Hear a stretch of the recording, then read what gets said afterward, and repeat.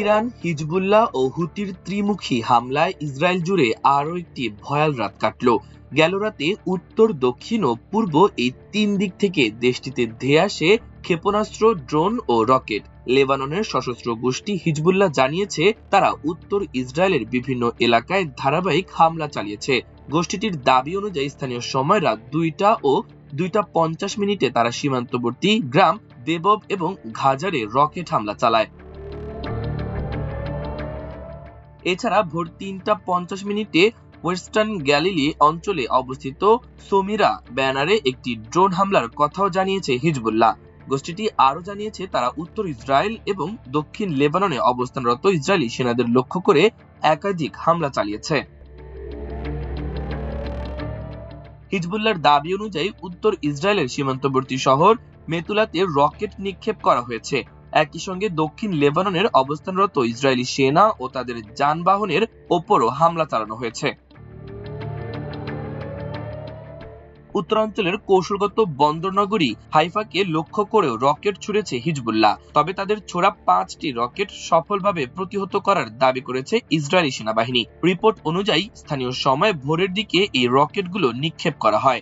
আকাশ প্রতিরক্ষা ব্যবস্থা দ্রুত সক্রিয় হয়ে সবকটি রকেটই মাঝ আকাশে ধ্বংস করতে সক্ষম হয়, ফলে বড় ধরনের ক্ষয়ক্ষতি এড়ানো সম্ভব হয়। এতে এই হামলার ঘটনায় শহরটিতে ব্যাপক আতঙ্ক ছড়িয়ে পড়ে।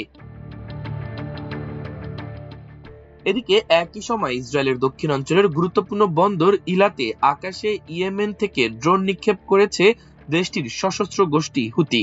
তবে 2টি ড্রোনই শনাক্ত করে তা ভূপাতিত করার দাবি করেছে ইসরায়েল।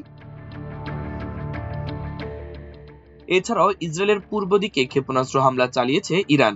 এতে অঞ্চলটিতে দফায় দফায় সাইরেন বেজে ওঠে। তবে এই ঘটনার বিস্তারিত কোনো তথ্য না পাওয়া গেলেও এর আগে ইরানের ক্ষেপণাস্ত্র ইসরায়েলের দক্ষিণাঞ্চলের বীরশেবা শহরের একটি গুরুত্বপূর্ণ রাসায়নিক স্থাপনায় আঘাত এনেছে, যা চলমান সংঘাতে নতুন মাত্রা যোগ করেছে। বিস্ফোরণের পর আকাশে ঘন কালো ধোঁয়া ছড়িয়ে পড়ে এবং জরুরি সেবা দল দ্রুত আগুন নিয়ন্ত্রণে কাজ শুরু করে।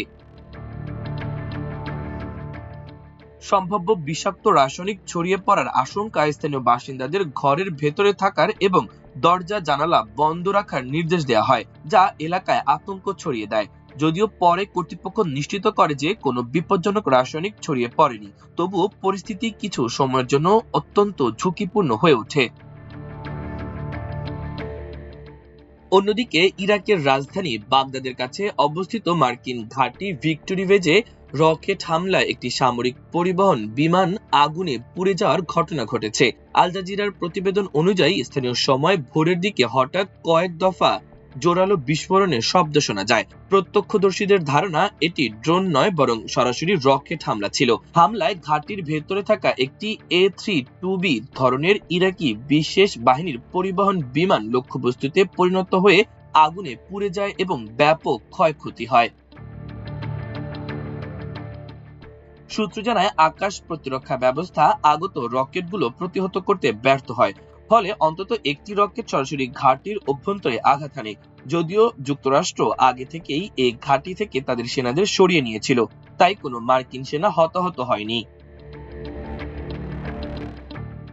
মাল্টিমিডিয়া ডেস্ক, আমার দেশ।